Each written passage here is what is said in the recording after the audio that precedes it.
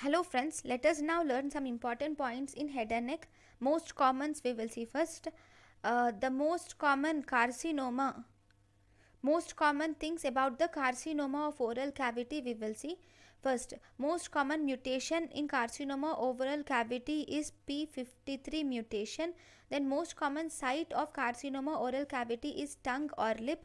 Most commonly squamous cell carcinoma is seen. Most commonly carcinoma buccal mucosa followed by anterior tongue followed by alveolus is seen in India.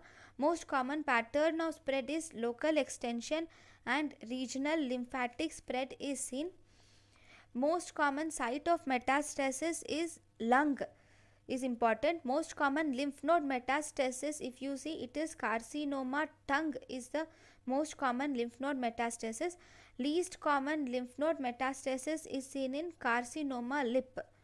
Least common lymph node metastasis in carcinoma lip. Most common lymph node metastasis in carcinoma tongue. And bilateral lymphatic spread is seen in the mainly bilateral lymphatic spread is seen in lower lip, supraglottis or soft palate. Investigation of choice is mainly edge biopsy. Investigation of choice for staging is mainly MRI. Most common flap used for head and neck dissection is pectoralis major. Myocutaneous flap is used for head and neck dissection, which is based on pectoral branch of thoracoacromial vessels. So it is based on pectoral branch of thoracoacromial vessels.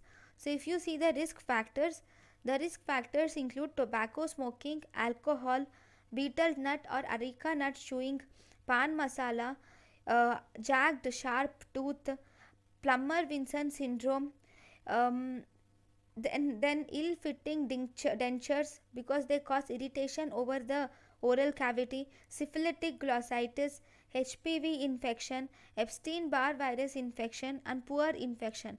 All these are the risk factors for carcinoma oral cavity. And we will have to learn the conditions which are associated with malignant transformation.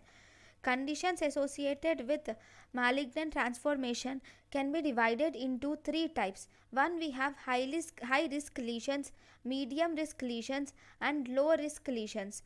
In high risk lesions, these will include presence of erythroplakia or speckled erythroplakia, and these also includes presence of leukoplakia and also leukoplakia and also chronic hyperplastic candidiasis. Then medium sized skin risk lesions include oral submucosal fibrosis, syphilitic glossitis, Plummer-Vinson syndrome. Low risk lesions include oral lichen planus, DLE and discoid keratosis congenita. So first we will see some important points about leukoplakia. Leukoplakia is a whitish patch or plaque which is seen in the oral cavity and it cannot be rubbed off.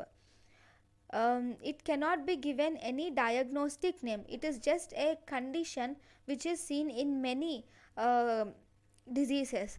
So it is most commonly seen, and risk factors can be due to smoking, alcohol, ill-fitting denture or jagged tooth. Here in leukoplakia you will also see hyperkeratosis or parakeratosis or acanthosis may be seen. If you see the diagnosis, biopsy should be done and always stop alcohol and tobacco intake and treat the underlying cause. Then surgical excision should be done if there is moderate to severe dysplasia. On biopsy, if you find moderate to severe dysplasia, then you should do surgical excision. Then erythroplakia. Erythroplakia is also a malignant transformation, high risk. It is reddish mucosal patch which is seen most commonly over the soft palate and tonsillar pillar. High risk malignant transformation, and here this is associated with severe cellular dysplasia. Diagnosis is biopsy, treatment is surgical ablation should be done. Then there is one more type of erythroplakia which is speckled erythroplakia, or we also have speckled leukoplakia or erythroleukoplakia. In this speckled erythroplakia or speckled leukoplakia or erythroleukoplakia, you will see presence of erythematous base, and you will also see presence of oral erythroplakia which is intermingled with white plaque. High risk of malignancy is also seen, which is very important. So if you see the next, Plummer-Vinson syndrome, then we have Plummer-Vinson syndrome or Patterson-Brown-Kelly syndrome, and we also have sideropenic dysphagia. In this Plummer-Vinson syndrome or Patterson-Brown-Kelly or sideropenic dysphagia, it is most commonly seen in middle-aged middle-aged females, and clinical features include, you will see presence of chronic iron deficiency anemia. You will see presence of chronic iron deficiency anemia. It is also associated with dysphagia with upper cervical esophageal web. Koilonychia or brittle shaped spoon shaped fingernails are seen.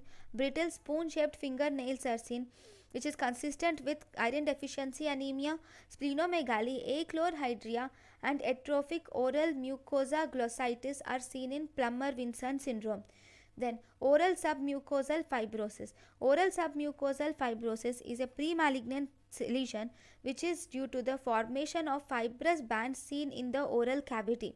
This will restrict the mouth opening and also the tongue opening. This will also increase the risk of squamous cell carcinoma, which is due to poor hygiene.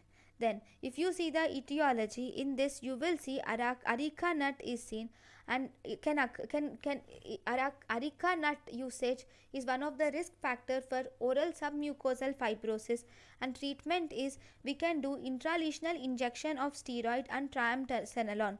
Then alternative treatment include surgical excision and grafting. One important thing here is about the field catheterization. Field catheterization is diffuse and chronic exposure of carcinogenic substances which are seen, and because of these, this will help us to separate the tumors which are present at two different sites. Okay, at two different sites you will have to separate the tumors.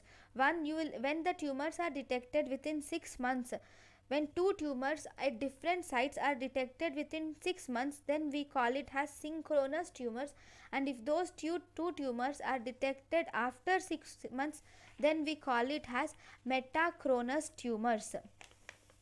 So we have learned many things about oral cavity. So clinical features of oral cavity include persistent swelling or ulcer is seen more than 3 weeks, and you will see presence of sore tongue, difficulty in swallowing, jaw and facial swelling is seen, painless mass in the neck and trismus is seen. Investigation of choice is edge biopsy. Investigation of choice for staging is, we can do MRI more than CT scan. Then we will have to learn about the classification, TNM classification for carcinoma oral cavity. T for tumor, where TX tumor cannot be assessed. TIS, where carcinoma in situ tumor is seen. T1 tumor is 2 centimeters in size and 5 millimeters in depth of invasion. T2 tumor is 2 to 4 centimeters in size and 5 to 10 millimeters of depth of invasion. T3 is more than 4 centimeters in size and more than 10 millimeters in depth of invasion. T4A, here the tumor invades, if the tumor invades if it is carcinoma lip, then it invades the cortical bone, inferior alveoli, floor of mouth, skin of chin and nose. If it is the carcinoma of oral cavity, then the tumor will invade the cortical bone, mandible, mandible, maxillary sinus, skin of the face. That is, all those structures which are surrounding the oral cavity are involved. T4B, it invades the deeper spaces like masseteric space, pterygoid plate or skull base, or even the internal carotid artery is involved in T4B. Then if you see the regional lymph nodes, if you see regional lymph nodes are not accessed, if then it is NX. N1, if metastasis is seen in single regional lymph node which is enlarged up to 3 centimeters. N2A, if the lymph node enlarged is 3 to 6 centimeters. N2B, if there is metastasis of multiple lymph nodes, of size more than 6 centimeters is N2B. Then N3A, metastasis to lymph node more than 6 centimeters, and N3B, metastasis to one or more lymph nodes with clinically extranodal extension. Then metastasis. Metastasis, M0 has no metastasis, M1 has distant metastasis. So one important thing here is treatment of oral cavity is important. Treatment of oral cavity cancers is very important. It is cancers, okay, carcinoma oral cavity. So first, surgery should be done with reconstruction. We can do chemotherapy or even radiotherapy can be done.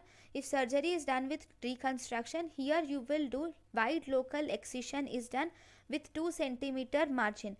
This is the main modality of treatment. After excision, you will have to do reconstruction. The reconstruction, for reconstruction, various flaps can be used for reconstruction. One which is pectoralis major myocutaneous flap, which is based on pectoral branch of thoracoacromial artery.